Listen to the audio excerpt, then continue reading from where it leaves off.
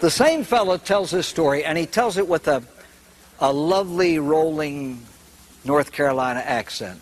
Speaks of the alcoholic's ability to explain anything that happens. Logical explanation. And when he says it out loud, it makes sense to him. And he wonders why you're too stupid to understand it. This fellow owned a men's clothing store, and he was the alcoholic. He was hung over every morning and drunk by every afternoon. So this fellow walked in and he bought a shirt, extra large, with the word shrink resistant in the collar. So he took it home and he wore it, one wearing, and he put it in a wash, and when it came out, smaller than small. So he takes it back to the store, goes up to the manager, who is hung over something fierce, and he says, "Bought this shirt in your store yesterday." Says, "I wore it last night. I put it in the laundry this morning," and they say, "You can see what happens."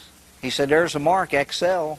But he said, "Look at this thing. I can't even get my arm through the body of this thing. Shrink resistant. What does that mean?" The old alcoholic took the shirt.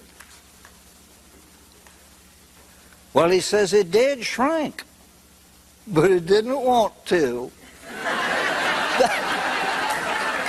That is shrink resistant.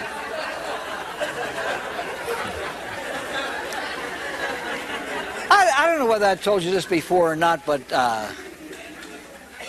I've often said there are a lot of airplane pilots in the AA program, which is scary enough, but I think it would have been terrifying if you'd known about them before they got there.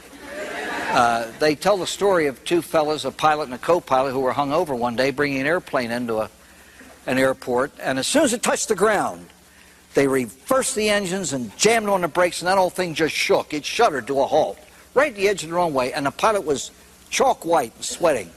He said, "I've never seen a runway so short." The co-pilot says, "You ought to see how wide it is."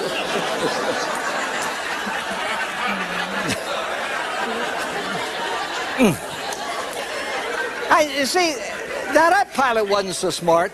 When he was a youngster in college, he called home one Friday. He says, "Ma, I'll be home for the weekend." They lived a half hour from the school.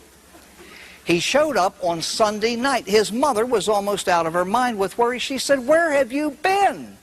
Well, he said, "Ma, I left school, got up the main highway. First thing I saw was this great big sign, clean restrooms ahead." He said, "There were 18 of them. It took me 2 days."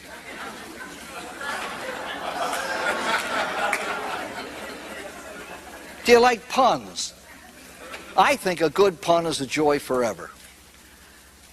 There's an old priest down in Mexico, lost his bell ringer. The poor old sexton died, and the priest needed somebody to ring the church bell. And a fellow showed up one afternoon, absolutely no arms. He said, "Hey, Padre," he said, "I'd like the job." He said, "I'd like to be your bell ringer." And the priest looked at him. He said, "How are you going to pull the rope to ring the bell?" Well, he said, "Obviously, I have no arms. I can't. I ring the bell with my face." The priest said, "You're kidding." "No," he said, "Give me a chance." He said, "Let's go up the belfry and I'll show you." So he gets in a corner of the belfry, takes a running leap. Bong! Priest said, "Go ahead, ring the bell for the next mass." Got in the corner, he was all excited about his new job, took a running leap, missed. Went flying out of the belfry, splatters all over the plaza. All the villagers gather around by the time the old man gets there. And they're all saying, "Who is he? Who is this man?" The old priest leaned over and said, "I don't know his name, but his face rings a bell."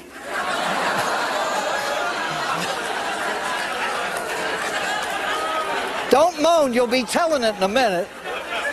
Now, wait a minute. There's a follow-up to this one. His identical twin brother, no arms, asked the priest if he could ring the bell for his brother's funeral, and the priest said, "Certainly, go ahead." He was so grief-stricken and so nervous, he took a running leap. He missed. He is splattered on the same spot where his brother had landed the day before. And again, by the time the old priest got down, all the villagers are gathering around. Who's he? Priest said, I don't know his name either, but he's a dead ringer for his brother.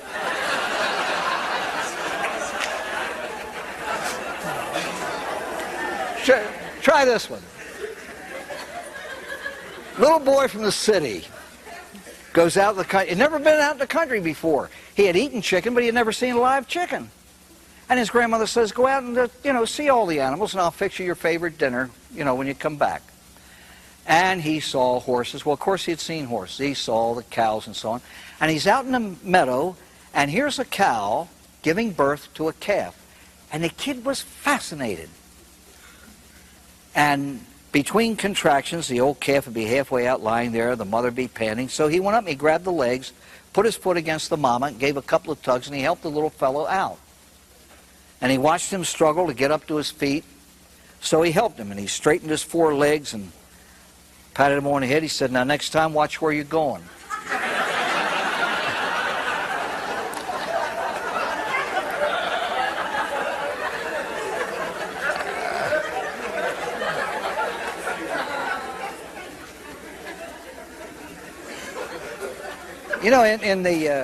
In the fellowships of AA and Al-Anon, the word fellowship is used often. Now, I'll give credit. There's a friend of mine down in South Carolina who told this story first, and he tells it annually at a gathering called Fellowship by the Sea. What is fellowship? He gives this definition of it. He said there was a young businessman who, after several years in the corporate rat race, decided to quit, go out in the country, and raise pigs. They had a little farm, and they did just that. He bought an old brood sow, and out they went. So he put her in the pigsty, and the first morning he woke up and looked out the window, and there were no pigs. Next day, no pigs. Next day, no pigs, no pigs, no pigs. So finally he got talking to a couple of farmers, and one of them said, well, she's not about to have pigs till she has fellowship with a boar. Oh. He found out there was a fellow down the road that owned a boar, so he called him up and made the proper arrangements. And the next day at 3 in the afternoon, he loads the old sow into a wheelbarrow. Down the road they go, and while she's having fellowship, he's meeting and chatting with and having a cup of coffee with his neighbor. Back they come into the pigsty. Next morning he bounds out of bed and looks out, no pigs. So he loads her in the wheelbarrow up the road for a little more fellowship. Back they come the next day, no pigs. Into the wheelbarrow, up the road, more fellowship. So this went on for about a month and a half. And one morning he woke up and couldn't get out of bed. He was so sick. He had such a fever. And he asked his wife to look out and see if there were any pigs. And she came back and said, no pigs yet, but that old sow's out there sitting in the wheelbarrow.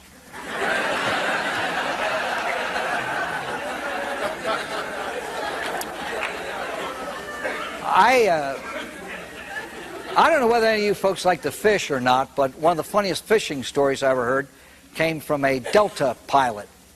There are a group of fellows, there are about 6 or 7 of them, 3 or 4 farmers, one of whom was an alcoholic. Game warden, pharmacist, real estate agent, so on from this small town. They all used to fish together. And one afternoon, they're on the banks of the local river moaning about how poor the fishing is this year.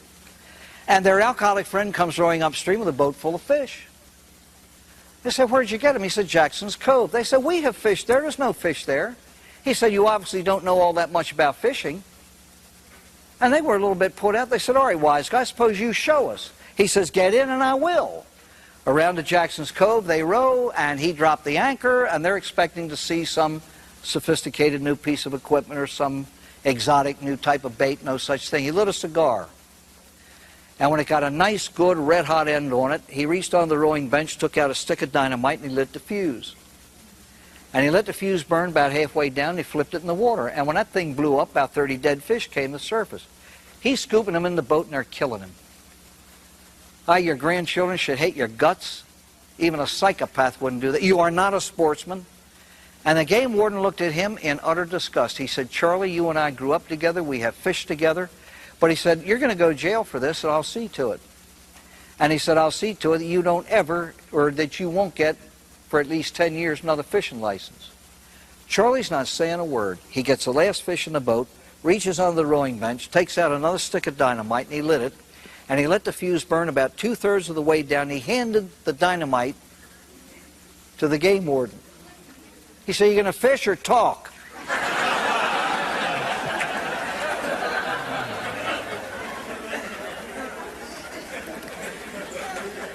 Five men in a light aircraft. President Carter, former President Ford, Henry Kissinger, an old priest, and a young hippie. They're in the air about an hour when the pilot walks into the cabin. He's got a parachute strapped to him. And he's talking very rapidly. He said, "Gentlemen, we have two problems, and they're both bad." He said, "Number one, serious engine trouble that I can't correct. The plane is going down." Now, he said, "The second thing is, there are 5 of you and 4 parachutes." And he jumped. So they all deferred to the president, and Carter said, "Look, I'm no better or worse than any man alive, but I happen to be president. The country needs me." He took a chute and jumped. Ford said, "I'm no better or worse than any man either, but I used to be president. My experience can help him. The country needs me," and he jumped. Kissinger spoke up. He said, "I am the most brilliant, most intelligent man on earth. The whole world needs me." He jumped. Priest looked at the kid. He said, "Son, I am not a hero. I do not look forward to death. But I'm willing to die. My life is over. Yours is just beginning. Take the chute, jump, I'll go down with the plane." The hippie says, "Hey, Padre, there ain't no need to do that. The most brilliant man on earth just jumped out of this airplane with my backpack on."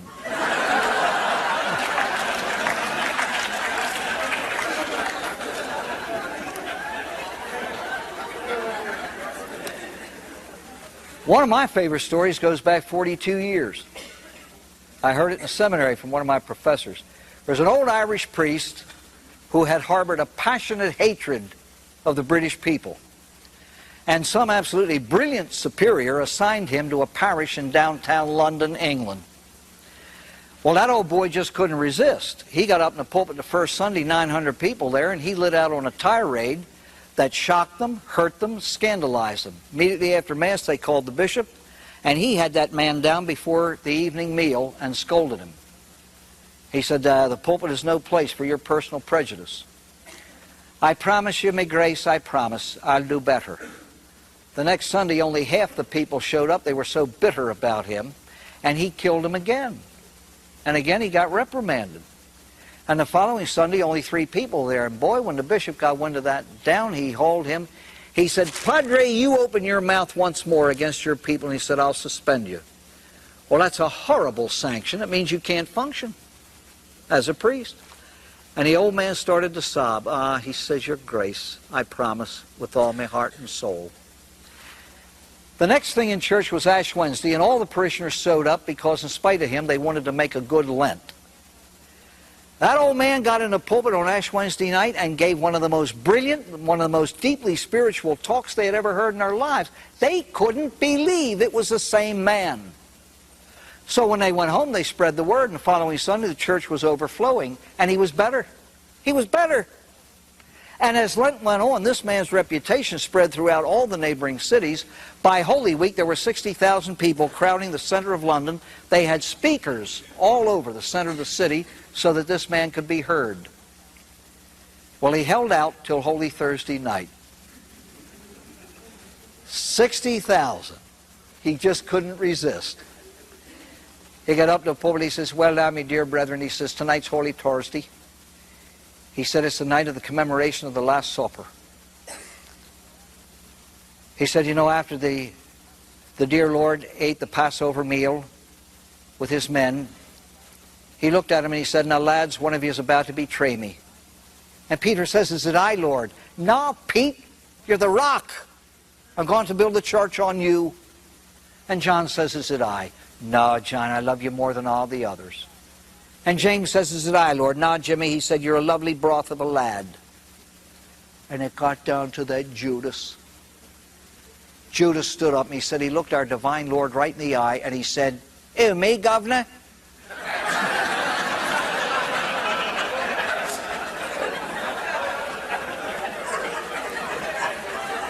Of course, I know you're all familiar with the story of the dear old white-haired lady walked in the bar with her pet goose under her arm. And this old drunk said, "What are you doing in here with that pig?"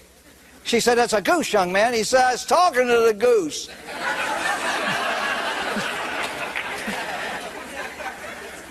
The same guy a little later went in the men's room. When he came out, somebody had swiped his drink. He said, "Hey, bartender, did you see my drink?" And the bartender says, "I see thousands of drinks." "What do you mean did I see your drink? What was it?" Well, he said, "I don't know, but it was tall and cold and full of gin." Some other drunk at the other end of the bar said, "Sir, you are speaking of the woman I love." There was an Irishman who never paid a dime for a drink because he used to look up what we call the Irish sports page every day. You know, the obituary column? And he'd look up the Irish names and he'd go to the wakes. And this one was, he'd pretend that he knew the corpse, you see.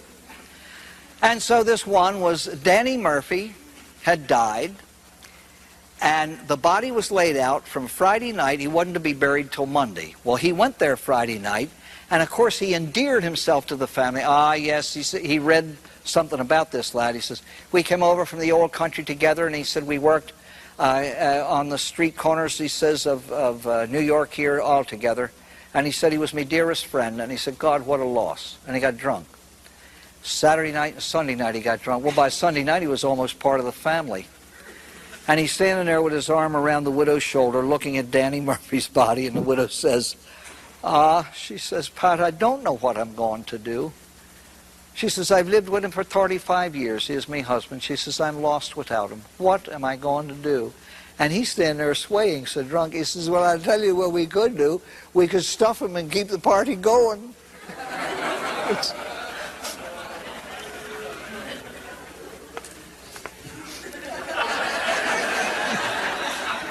Drunk walking down the street, two nuns walking towards him. He didn't know what to do, and he stopped, and the two nuns separated and walked around him. He blinked. He said, "How in the hell did she do that?"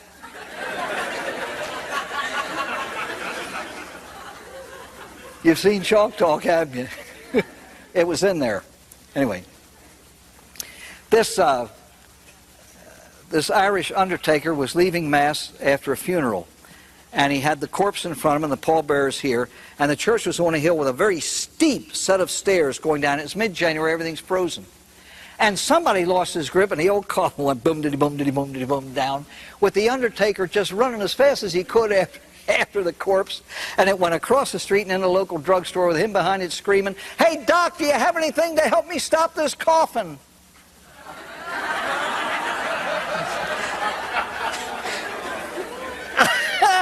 Honestly, God, see, I love puns, I really do, but because you don't, well, never mind.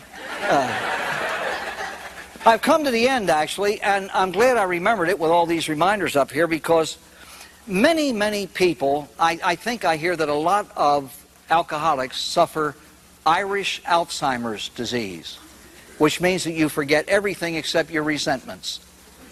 You just... And most people are quite good at hanging on to them. But anyway, I have always felt, and very strongly, that since there are no smiles in alcoholics' homes, and the laugh of the practicing alcoholic is rather hollow, that one of the gigantic blessings of the sober life is the belly laugh. And most good, solidly recovered alcoholics love to laugh. They love to laugh at themselves. This is the only illness whose subject matter provides food for jokes. I said at the end of the old Chalk Talk, if ever you find a man who has no smile on his face, give him one of yours. Because a smile is one of the most precious things in all of creation. It brings happiness to the sad. It brings joy to children. Make a child laugh, and you'll know what I mean.